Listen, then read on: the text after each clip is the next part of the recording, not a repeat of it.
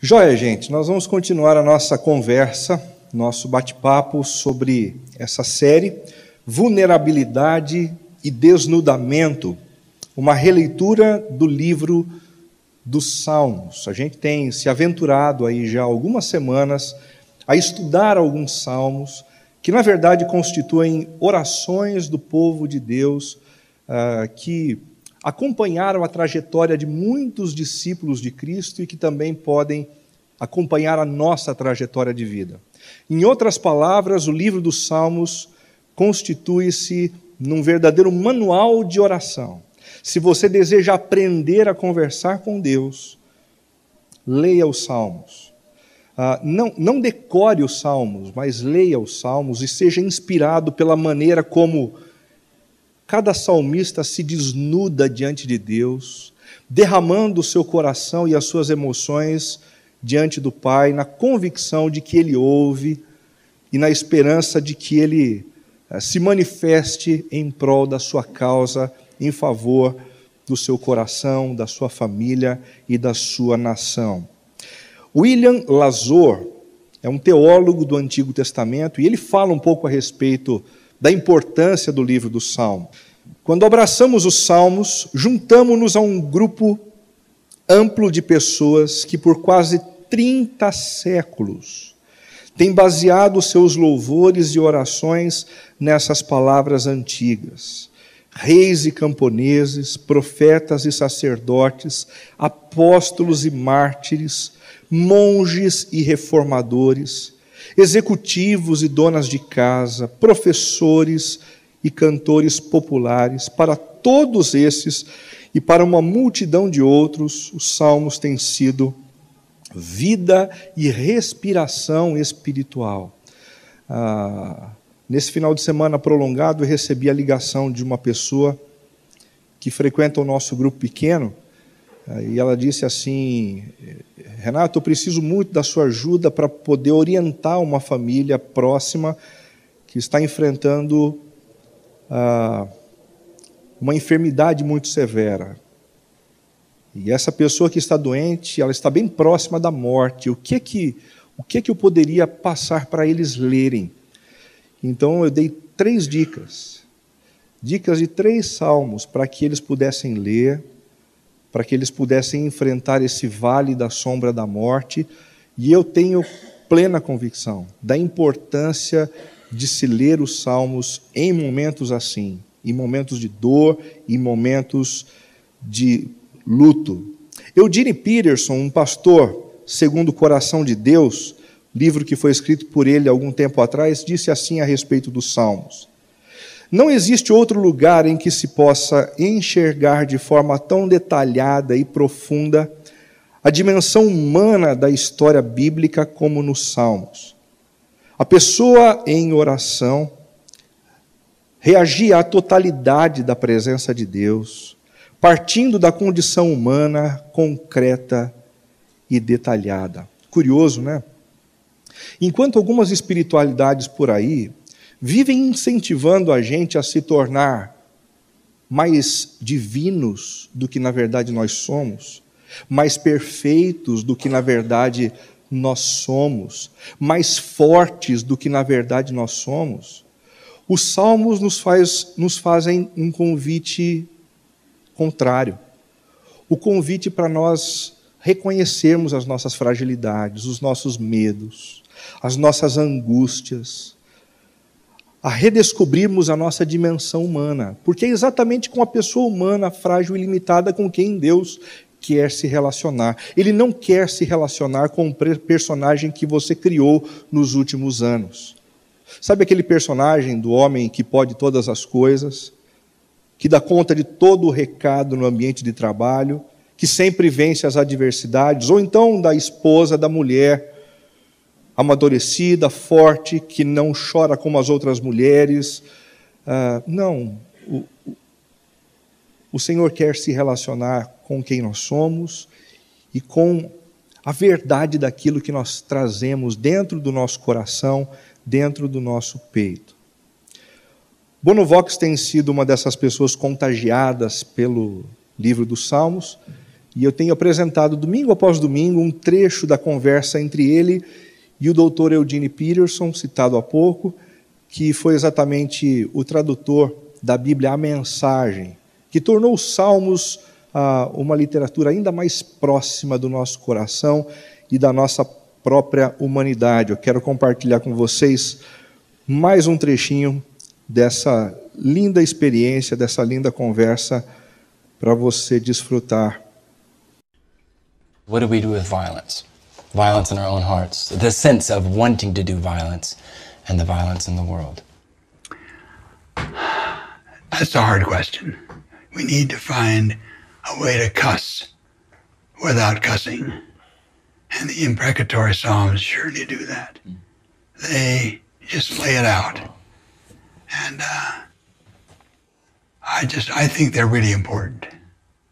If we've got to have some way in context, and the context is the whole Bible and the whole Psalter, some way in context to tell people how mad we are. One of Eugene's translations, 35, punch the nose, is that 35? It's fantastic. And punch the nose of the bullies, God. But I love the idea of you've got to cuss, find a way of cussing without cussing, and you have to give vent to that. I like that. That's going to stay with me. Do you have songs that have given some kind of expression, narrative, poetic, to violence, to this Yes. violence in us, violence in the world? Yes. And it's called Raised by Wolves, the song. And I tried to make it real. Try to bring people to that place, because it must have had an effect on me, and I want to understand violence. A bombing that I missed in Dublin myself, 3 car bombs timed to go off at 5:30 on a Friday night in 1974. Any other time I would have been on the street where the bomb went off, because I used to travel through the city centre from get 2 buses home from school. But there was a bus strike that day, and I took a bicycle.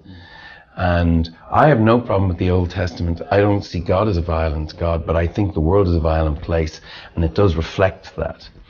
And it's a terrifying thing, some of the Old Testament, but it is real. And in a way, I kind of prefer it to the airy-fairy stuff where we don't get where we don't get real. Is there a way to read the Psalms through Jesus' eyes that helps us understand violence or non-violence? Well, yeah, the crucifixion. Where there's violence, there's got to be some kind of response. And is it more violence or less? I'm glad we have crosses in every room in this house, but when I look at those, I don't think of decoration. I think of this is the world we live in.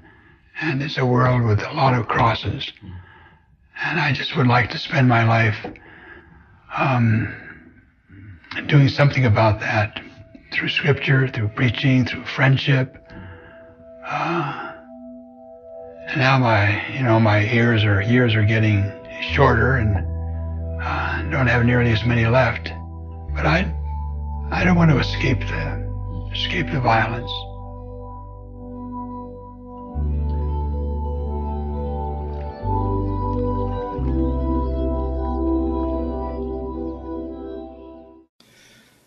Todas as vezes que olhamos para uma cruz, nós nos lembramos de que vivemos num mundo violento. É exatamente isso que nós percebemos olhando para a cruz de Jesus. E no meio de tanta violência, é inevitável que a gente não venha se encontrar com esse sentimento chamado de medo. Hoje nós vamos conversar sobre um salmo onde o seu autor profere algumas palavras diante de Deus nesse contexto, diante do medo. E é bom a gente conversar sobre esse sentimento num domingo como esse, bastante frio, porque talvez seja o frio que mais se assemelha a esse sentimento, né? Nos dando calafrios iniciando o diálogo a respeito do medo. O medo é um dos sentimentos mais rejeitados pelos adultos por ter uma conexão direta com o mundo das crianças. É impressionante como a gente rejeita esse negócio, né? Você tem algum medo? Não. Você tem medo disso? Não. Você tem medo daquilo? Não. A gente rejeita com muita facilidade essa história de ter medo. Um dia desses eu me peguei conversando com a Cibele e ela perguntou assim para mim: nossa, você viaja tanto, você não tem medo de avião, não? Eu disse: não tenho. E ela disse: você tem certeza que você não tem medo? Porque eu fico apavorada quando entro num avião. Aí eu fiquei pensando um pouquinho mais e eu descobri que todas as vezes que eu entro num avião eu faço a mesma oração: Deus, se esse avião cair, por favor, cuida da minha família e me leva para junto do Senhor. Eu não faço essa oração quando eu entro no carro. Eu não faço essa oração quando eu pego um ônibus. Mas quando eu entro num avião, eu faço essa oração em todas as viagens, sempre. Por quê? Porque eu tenho medo de avião. Eu posso não ter pavor de avião, eu posso não gritar como as mulheres gritam, ficam apavoradas, mas eu tenho medo. Eu tenho medo de voar. A gente tem dificuldade de aceitar esse sentimento. Segundo o Instituto Nacional de Saúde Mental dos Estados Unidos, nós sentimos 10 vezes mais medo do que os nossos pais. Uma medição foi feita na década de 80 e agora em 2014. E os índices apontam que hoje nós temos 10 vezes mais medo do que os nossos pais, do que a geração que viveu o que nós vivemos hoje há cerca de 30 e poucos anos atrás. O mesmo instituto afirma ainda que 28,8% das pessoas sofrem de transtorno de ansiedade, que nada mais é do que a antecipação do medo, o medo antecipado. Nós estamos falando de um índice de 28,8%, não de uma leve ansiedade, mas de um transtorno severo. Se você não conseguiu se espantar com esse número, a cada 10 pessoas, quase 3 pessoas, deveriam ser indicadas a um psiquiatra, poderiam ou deveriam estar tomando algum tipo de remédio, porque a antecipação do medo tem consumido os seus corações. Alguns dados interessantíssimos: 81% dos brasileiros têm medo de desenvolver câncer. E por isso vivem fazendo alguns exames, por isso vivem lendo reportagens a respeito de alguns sintomas que evidenciam a presença ou não de um câncer. Talvez esse seja no nosso país um dos maiores medos registrados estatisticamente. Em segundo lugar, nós encontramos o medo de perder entes queridos. 78%. Eu tenho medo de perder a minha esposa, eu tenho medo de perder o meu marido, eu tenho medo de perder os meus filhos. Isso para quem é pai, para quem é mãe é muito forte. Quem é que nunca sentiu esse medo de algo acontecer de terrível com os filhos e acabar com a nossa tranquilidade, com a nossa paz? 70% das pessoas têm medo de serem assassinadas. Muito embora alguns dados de assassinato no Brasil estejam em declínio, o sentimento de medo com relação a esse problema aumenta todos os anos. E um outro dado interessantíssimo: 26% das pessoas têm medo de lugares fechados. Se é para abrir o coração e para se desnudar, eu tenho medo desse negócio também. Acho que eu estou repleto de medo por aí. Um dia desses, o pastor Cláudio, que vocês conhecem muito bem, passou na frente de casa e me pegou e mais algumas pessoas para irmos para Campinas. E eu disse: deixa que eu vou atrás, pessoal. Fui para trás e ele ainda estava com um Celta pequenininho, vermelhinho. E eu sentei atrás, sem nenhuma porta, sem a possibilidade de abrir o vidro, e a gente andou cerca de 80 metros, e eu disse: Cláudio, para. Por que, Renato? Para, depois eu explico. Ele parou, eu abri a porta, desci, e eu fiquei assustado comigo mesmo. Eu ando com fobia de lugares fechados. É engraçado como na cidade essas fobias vão crescendo e vão se avolumando demais. O problema é que a gente não compartilha muito disso, então quando a gente sofre de algo semelhante, a gente se acha a última bolacha do pacote, mas com um pouquinho mais de desnudamento, abrindo um pouquinho mais a respeito do nosso coração, nós perceberíamos que essas fobias e esses medos são muito mais comuns do que o que a gente imagina. Zygmunt Bauman, sociólogo bastante reconhecido no mundo contemporâneo, também fala a respeito dos medos.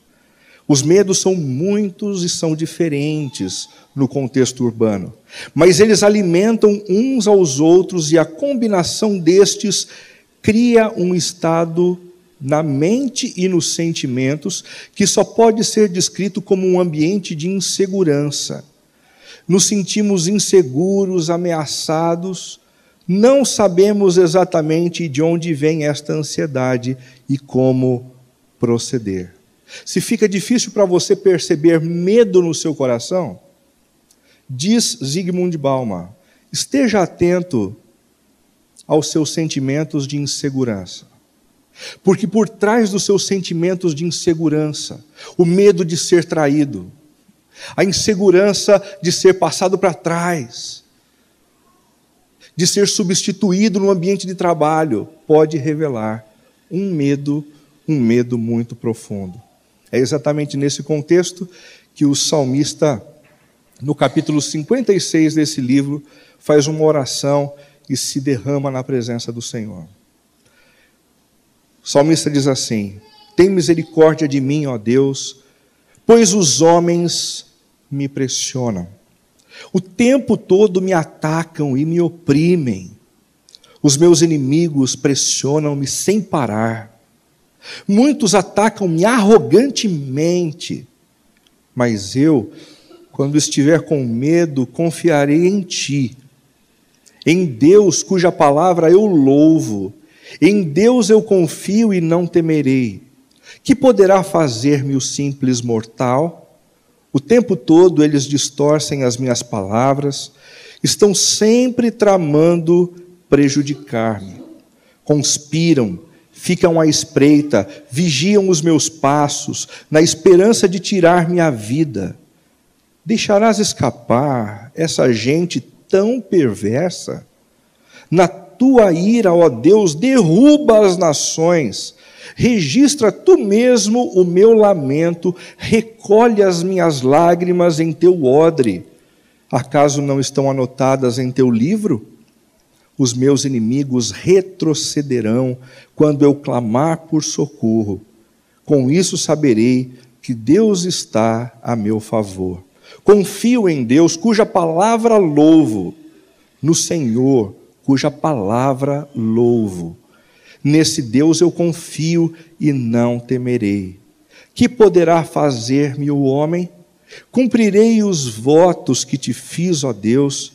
A ti apresentarei minhas ofertas de gratidão, pois me livraste da morte e os meus pés de tropeçarem, para que eu ande diante de Deus na luz que ilumina os vivos.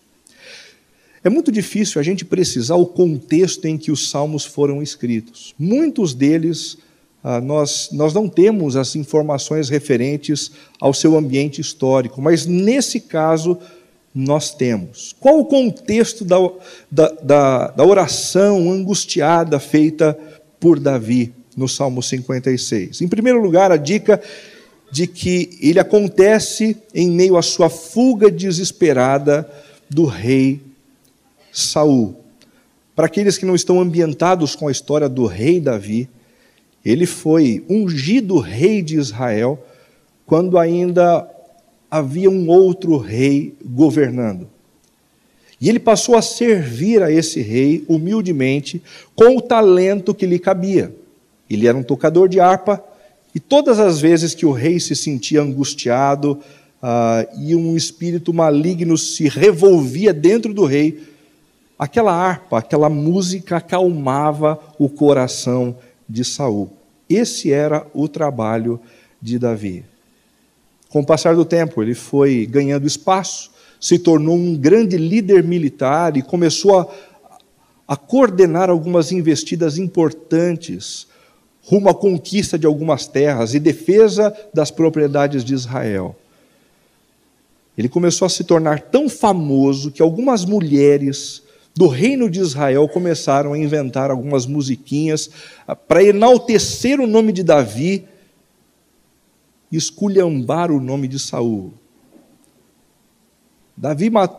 Saul matou milhares, mas Davi matou dezenas de milhares. Muitas musiquinhas eram feitas e isso acabou mexendo com o coração do rei Saul, que viu a inveja crescendo no seu interior. Perceba o que aconteceu depois disso no capítulo 18 de 1 Samuel, versos 10 e 11. Um espírito maligno apoderou-se de Saul e ele entrou em transe em sua casa, enquanto Davi tocava a harpa como era de costume. Saul estava com uma lança na mão e atirou, dizendo: encravarei Davi na parede, mas Davi desviou-se 2 vezes. Uma cena forte, né? Domingo, dia de macarronada com frango. Depois do almoço, um momento de ouvir Davi tocar e, de repente, a fúria, motivada pela inveja, levando esse homem a pegar uma lança nas mãos e tentar cravá-la no peito do seu servo. 2 esquivas, e então Davi sai em disparada e tenta fugir. Ali dá início a uma grande fuga desse homem que mais tarde se tornaria o grande rei de Israel. O contexto desta angustiada oração feita por Davi é também o da sua busca por um refúgio em Gate. Uma das regiões procuradas por Davi para se refugiar foi nessa cidade chamada Gate. Davi fugiu de Saul e foi procurar Aquis, rei de Gate. O curioso dessa história é o seguinte. Essa região era a região onde viviam os filisteus. Talvez um dos povos mais intolerantes para com a presença dos israelitas, um inimigo mortal. Curioso, Davi, sendo perseguido por Saul, seu rei, tenta procurar o exército inimigo. Mas essa não era uma estratégia muito inteligente da parte de Davi. Ele mesmo havia matado um grande gigante que vinha do povo filisteu. E todos tinham um grande ódio de Davi e certamente demonstrariam esse ódio quando ele aparecesse por ali. Isso acontece bastante com a gente. Quando nós somos tomados pelo medo, nós tentamos resolver de imediato algumas questões de maneira muito espalhafatosa, sem reflexão, sem inteligência. E a gente acaba complicando ainda mais a nossa situação. Isso já aconteceu com você? Um problema na empresa, e de repente você se vê constrangido com a situação, e você tenta fazer algumas ligações, você tenta fazer alguns contatos, e quanto mais você se articula, quanto mais você mexe, mais você complica as coisas. A primeira reação de Davi, diante de um problema, não foi orar. A primeira reação de Davi não foi procurar o Senhor e a orientação dele, para que o Senhor então dirigisse os seus passos. Foi tentar resolver com a sua inteligência, com os seus contatos, com a sua própria força, e isso o complicou ainda mais. Os conselheiros de Aquis lhe disseram: não é este Davi o rei da terra de Israel? Davi levou a sério aquelas palavras e ficou com muito medo de Aquis. por não ter procurado o Senhor e ter tentado resolver os seus problemas sozinho, ele foi tomado de um medo ainda maior, de uma situação ainda mais delicada. Alguns teólogos acreditam, embora não haja a menção disso no texto, que Davi ficou preso algum tempo nessa cidade, até que pudesse ter um contato pessoal com o rei Aques. A sua tentativa engenhosa de sobreviver é um outro contexto interessantíssimo dentro dessa cidade. O versículo 13 do capítulo 21 diz: enquanto esteve com eles naquela cidade, agiu como um louco, riscando as portas da cidade e deixando escorrer saliva pela barba. Quando o pessoal pegou Davi e foi tentar levar para o rei, ele simulou uma esquizofrenia. Começou a babar, começou a riscar as portas.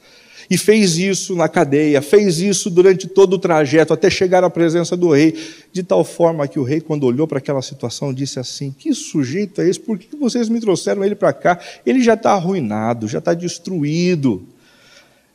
E então, exatamente nessa situação é que ele consegue fugir. É nesse contexto que o Salmo 56 foi escrito. Um sujeito chamado Davi, sendo perseguido, sem nenhum tipo de responsabilidade ou culpa, mas que não olhou para o Senhor, antes tentou resolver os seus problemas com as suas próprias forças. Acabou procurando o lado errado da força para se aliar, e então precisou de uma tentativa engenhosa para sobreviver, mostrando-se como um verdadeiro louco. Quais as consequências dessa fuga obstinada da parte de Davi? Em primeiro lugar, o despertamento de antigos inimigos.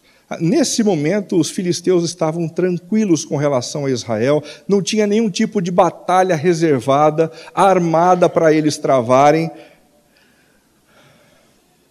Mas a postura de Davi fez com que isso fosse trazido à tona. A indisposição das nações contra Israel e contra Davi. E é por isso que ele ora no versículo 7, dizendo: deixarás escapar essa gente tão perversa? Na tua ira, ó Deus, derruba as nações. Essa expressão as nações nos remete à Filistia e aos outros povos que estavam ao redor de Israel, com quem constantemente eles lutavam. Quando a gente não procura o Senhor no meio dos nossos medos, é o que acontece. Inimigos antigos. Gente com quem a gente não se preocupava mais. Começa a se incitar contra a gente, porque a gente mete os pés pelas mãos. A gente faz ligações que a gente não deveria fazer, a gente faz acordos que a gente não deveria fazer, a gente diz o que não deveria dizer, e a gente compromete a nossa relação com inimigos antigos. Em segundo lugar, o enfurecimento de seus adversários. Quando Saul ficou sabendo dessa história, de Davi procurar o seu grande oponente, o rei Aques, ele ficou completamente enfurecido e irado. E é por isso que Davi ora diante do Senhor, dizendo: o tempo todo eles distorcem as minhas palavras, estão sempre tramando prejudicar-me, conspiram, ficam à espreita, vigiam os meus passos na esperança de tirar minha vida. É curioso, né, gente? Um sujeito como Davi, orando diante do Senhor, por sofrer na mão de inimigos antigos e inimigos novos, mas principalmente porque ele deu passos equivocados. Porque ele deixou de olhar para cima quando deveria olhar para cima. Quando ele obstinou quando deveria abrir os olhos do coração para perceber o movimento de Deus. Centrar-se no meio da crise e então buscar a sua direção. Como Davi processou os medos que lhe atormentavam? Nessa oração do Salmo 56, Davi deixa muito claro a maneira como ele tratou desses medos no seu interior, para então poder continuar a sua vida de melhor maneira. Em primeiro lugar, derramando o seu coração diante de Deus. É exatamente o que ele fez no versículo de número 1 e no versículo de número 2. Tem misericórdia de mim, Senhor, eu não mereço a tua ajuda, eu reconheço, troquei os pés pelas mãos, fiz aliança com quem não deveria fazer, menti quando deveria falar a verdade, tenho me postado de maneira equivocada, tem misericórdia de mim. Eu não peço justiça, Senhor, eu peço misericórdia. Eu peço a sua graça, pois os homens me pressionam o tempo todo, me atacam e me oprimem, os meus inimigos pressionam-me sem parar, muitos atacam-me arrogantemente. Muita gente acredita que a melhor maneira de livrar-se dos seus medos é fazendo de conta que eles não existem, sem perceber que essa é a melhor maneira de alimentá-los no seu interior. Se você deseja que os medos sejam dissipados do seu coração, não os negue. Antes, entre em contato com eles. Gaste tempo olhando para o seu interior, conversando com a sua própria alma, para então perceber o que existe ali dentro e precisa ser tratado diante do Senhor. O problema é que a gente odeia essa coisa do silêncio hoje em dia, né? Sempre que a gente entra em casa e não tem ninguém, a gente faz questão de logo ligar o som, de logo ligar a TV, para a gente de alguma maneira se sentir um pouco mais confortável no meio do silêncio, que muitas vezes revela coisas do nosso interior que a gente não gostaria de perceber. O convite aqui é um convite para nós olharmos com maior profundidade e honestidade para o nosso coração. E então colocarmos tudo diante do Senhor. Tudo que nos causa medo. Há um texto muito bonito no Salmo 62 que diz assim: derrame diante dele o coração, pois ele é o nosso refúgio. Existem coisas que nós não conseguimos compartilhar nem mesmo com as pessoas mais queridas. A gente não consegue compartilhar com a esposa, com o marido, pelas mais variadas razões. A gente não consegue compartilhar com os filhos, com os amigos, mas o Senhor tem se aberto a nós para ser esse lugar e esse amigo refúgio, que acolhe as nossas dores e que acolhe os nossos medos. Qual foi a última vez que você entrou no seu quarto para dizer: Deus, eu tenho medo de falhar no meu casamento.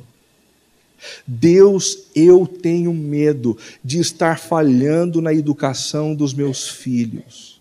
Deus, eu tenho medo de ter começado uma amizade e gerado uma expectativa que eu não deveria ter gerado na pessoa próxima a mim. Deus, eu tenho medo de perder o meu emprego no meio de uma crise como essa. Deus, eu tenho medo de quebrar financeiramente, de não ter como cuidar da minha família.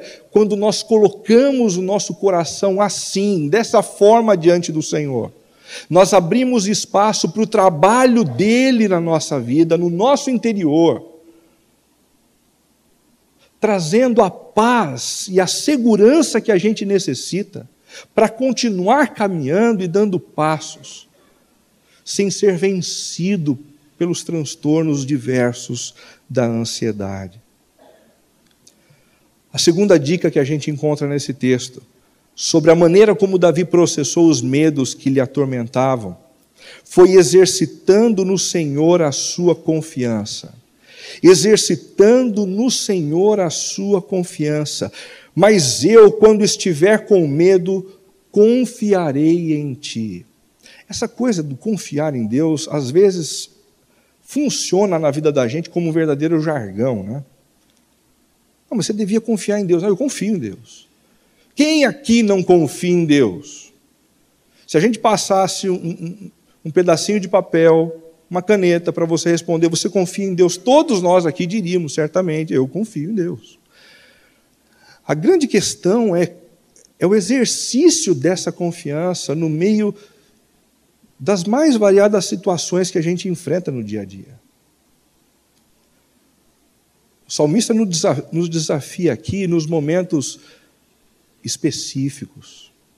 O momento de entrar numa reunião. Senhor, eu não tenho palavras para dizer no meio dessa reunião. Eu estou com medo daqueles que vão se assentar à mesa comigo. Eu estou com medo, eu não tenho o que dizer, Senhor.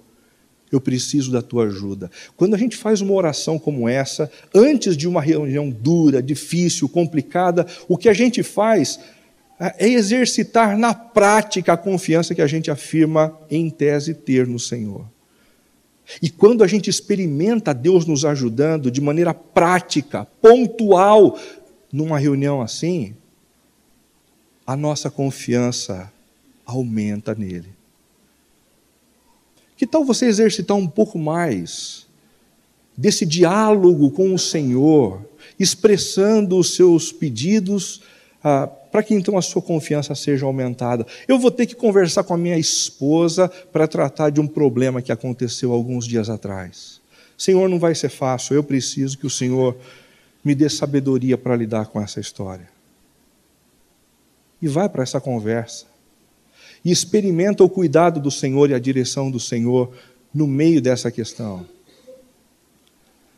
Eu vou ter que demitir alguns funcionários. Isso não vai ser fácil, Senhor. Eu não sei por onde começar. Pai, eu preciso da tua direção. Eu preciso saber como dizer isso. Como me comportar diante de alguém que vai sofrer tanto com essa notícia. Eu preciso do Senhor. E então o exercício da confiança vai se tornando algo concreto que nos leva a experiências verdadeiras, profundas. E isso alimenta a nossa relação com o Senhor. Provérbios capítulo 3, de 5 a 7 diz: confie no Senhor de todo o seu coração e não se apoie em seu próprio entendimento. Reconheça o Senhor em todos os seus caminhos, em todos, e Ele endireitará as suas veredas. Eu não sei não, gente, mas eu acho que muitos dos medos que a gente alimenta e muitas das ansiedades que a gente tem provado ultimamente tem a ver com o fato da gente não conseguir colocar o nosso coração derramado na presença do Senhor. Alguns dos nossos caminhos continuam tortos, porque a gente não exercita isso que a palavra nos ensina a fazer.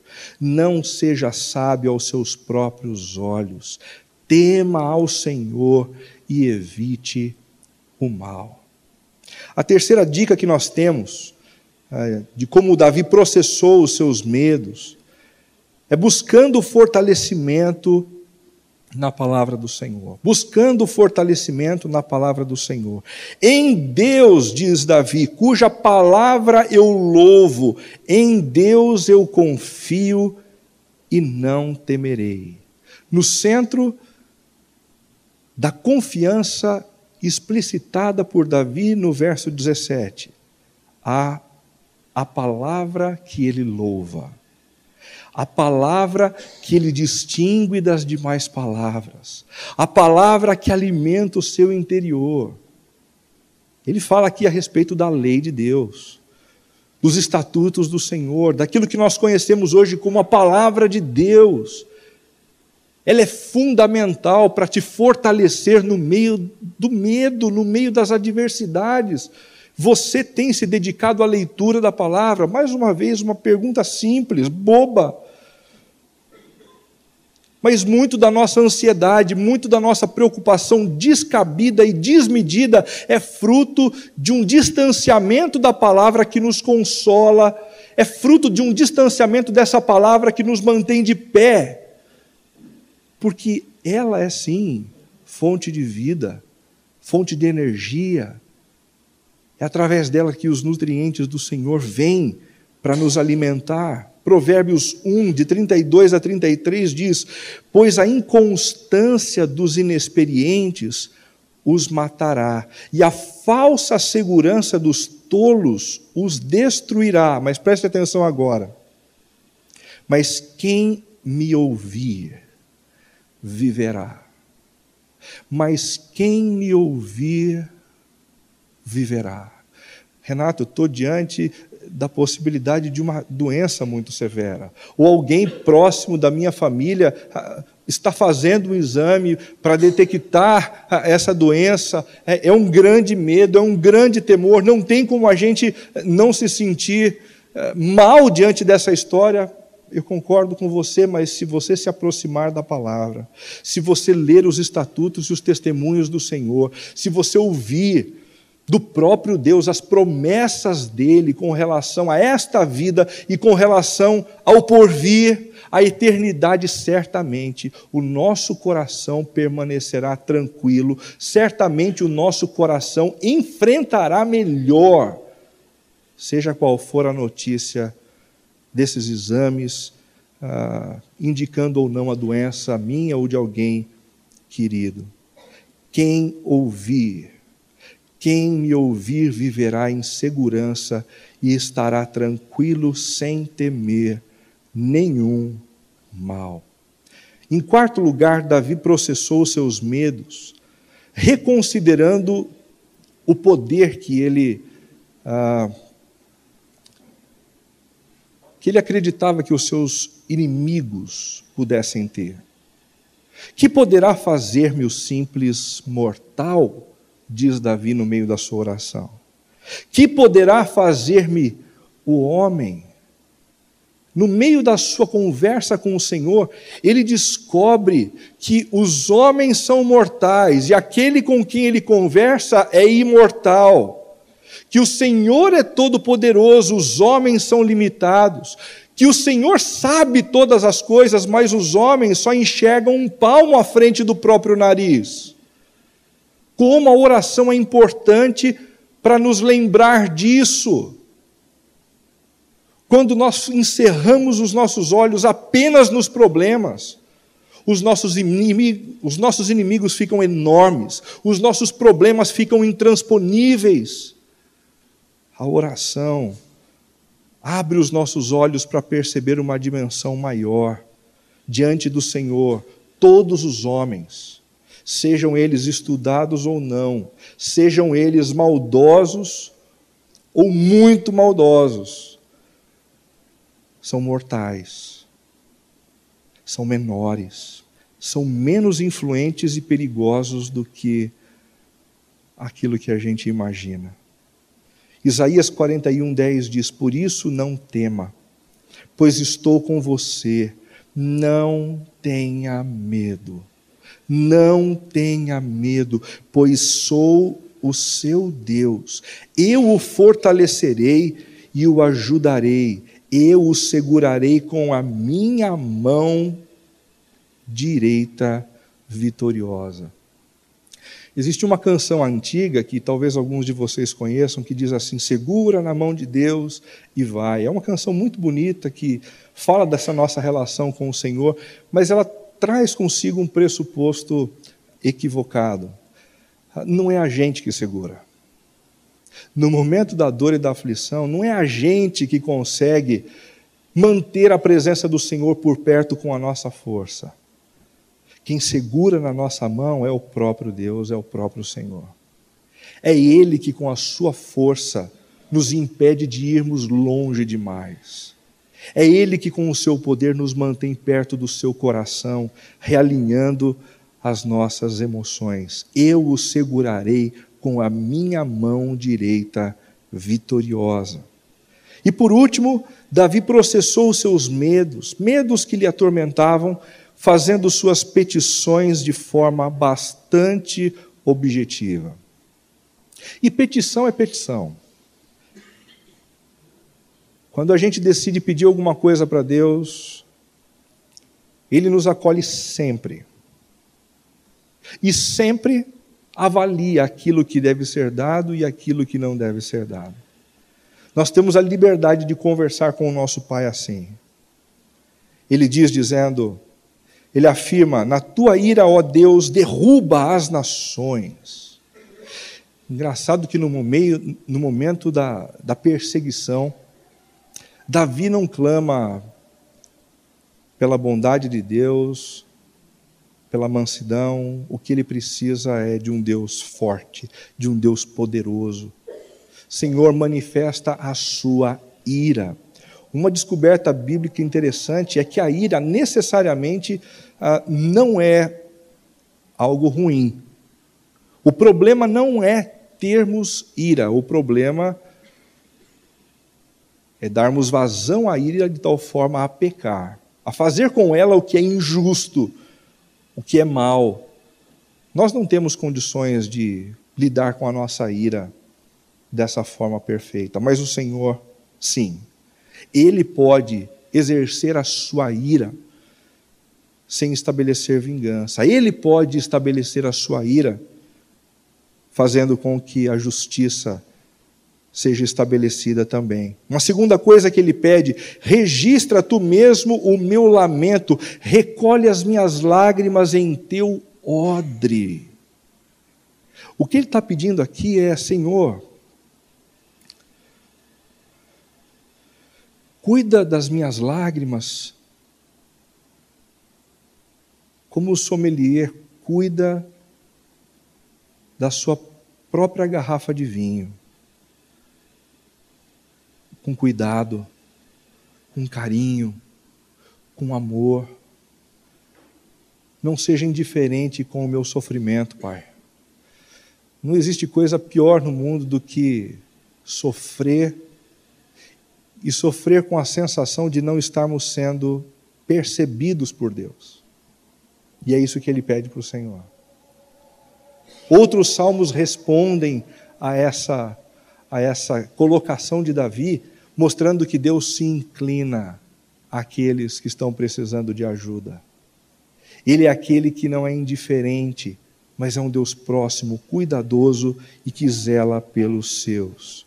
Efésios 3:20 diz: aquele que é capaz de fazer infinitamente mais do que tudo o que pedimos ou pensamos, de acordo com o seu poder que atua em nós, a ele seja a glória, na igreja e em Cristo Jesus, por todas as gerações, para todo o sempre.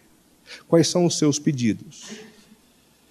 Diante do seu medo atual, o principal medo, daquilo que te desarticula, daquilo que te desequilibra, quais são as suas petições?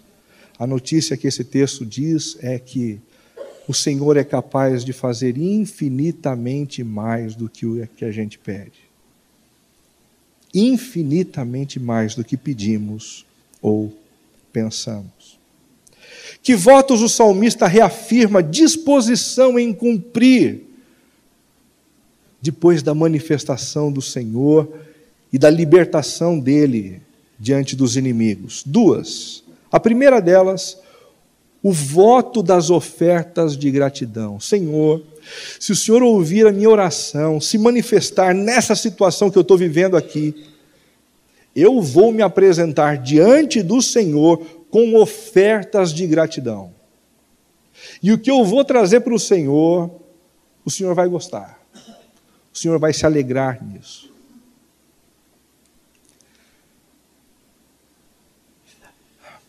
Às vezes a gente pensa assim: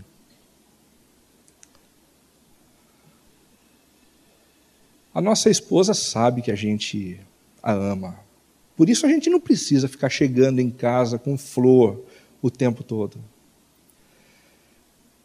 Mas quando o marido chega em casa com a sua flor, o coração da esposa se deleita. Uma esposa pode pensar assim: eu não preciso ficar fazendo tanta coisa, tanto mimo para o meu marido, não.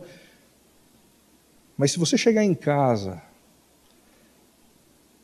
depois do trabalho, preparar uma bela de uma refeição, arrumar a mesa, tomar um banho, colocar uma roupa bonita, um batom, e disser para o seu marido: que bom que você chegou. para a nossa noite normal. O coração dele vai se alegrar. O mesmo acontece com o Senhor. O Senhor não precisa de nada que a gente tenha.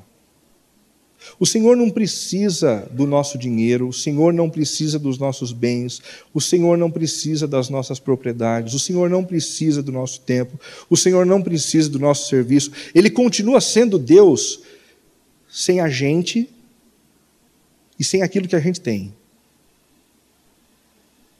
Mas Ele se alegra quando a gente oferece a Ele o que nos é caro, o que nos é importante.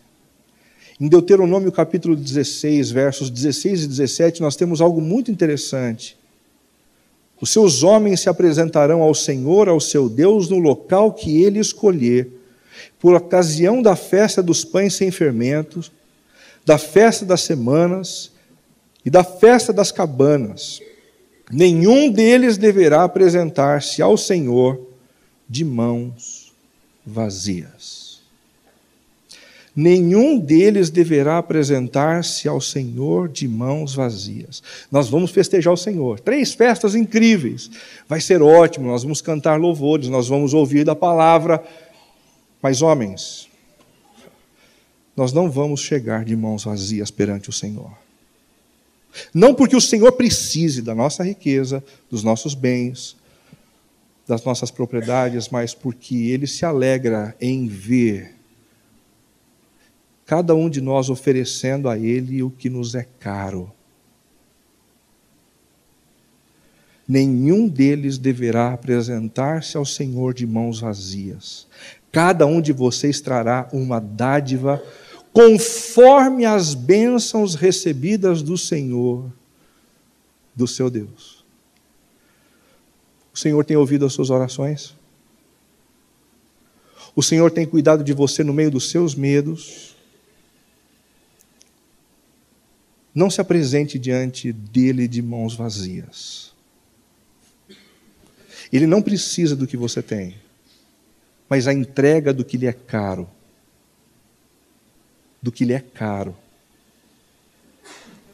é algo que faz vibrar o seu coração. Em segundo lugar, o voto do testemunho eficaz. Senhor, se houver manifestação da tua parte, o Senhor me livrar dos meus inimigos, eu vou viver de uma maneira a ser luz para as pessoas que estão próximas a mim. Pois me livraste da morte e os meus pés de tropeçarem para que eu ande diante de Deus na luz que ilumina os vivos. Eu vou viver de um jeito, no meio do meu trabalho, no meio da minha vizinhança, que as pessoas vão dizer inequivocamente, tem alguma coisa acontecendo com ele. Tem alguma coisa acontecendo com ela. E eles vão perceber, no meu tom de voz, nas palavras que eu uso, na maneira como eu cuido do meu dinheiro, na maneira como eu cuido de gente ferida, excluída, faminta, que eu amo o Senhor e que o Senhor é o Deus da minha vida. E Ele não espera que isso aconteça para então começar a viver dessa forma. Ele já dá passos desde já, para antecipar aquilo que o Senhor fará.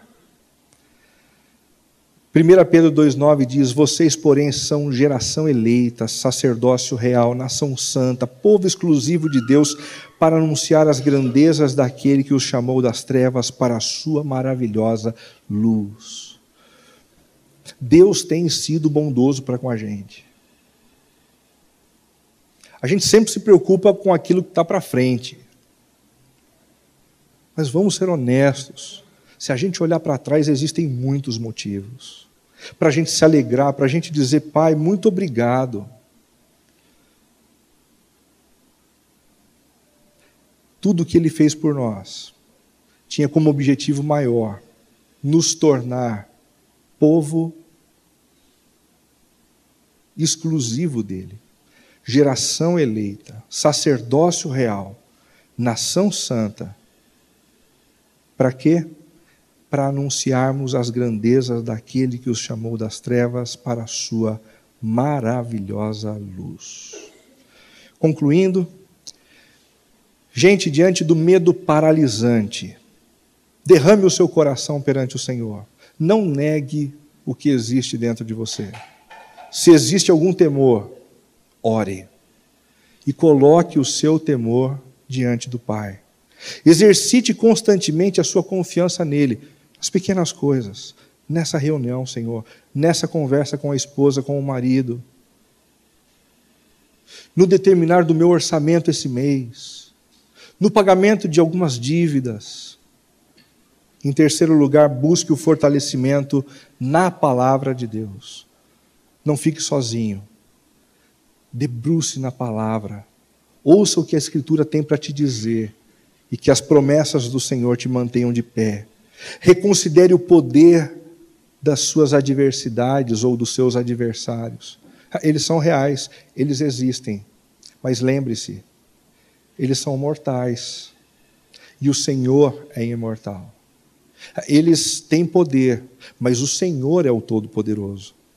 Eles podem ser sábios e inteligentes na articulação de algumas armadilhas, mas o Senhor sabe todas as coisas e é suficiente para nos ajudar a lidar com eles. Faça suas petições de forma clara e objetiva. O que você precisa do Senhor? Clame, e Ele é capaz de fazer infinitamente mais do que dizemos a Ele, ou até mesmo acima daquilo que nós pensamos. Vamos fechar os nossos olhos. Tenha o seu tempo de conversa com Deus. Coloque diante dele o seu medo e faça a sua oração.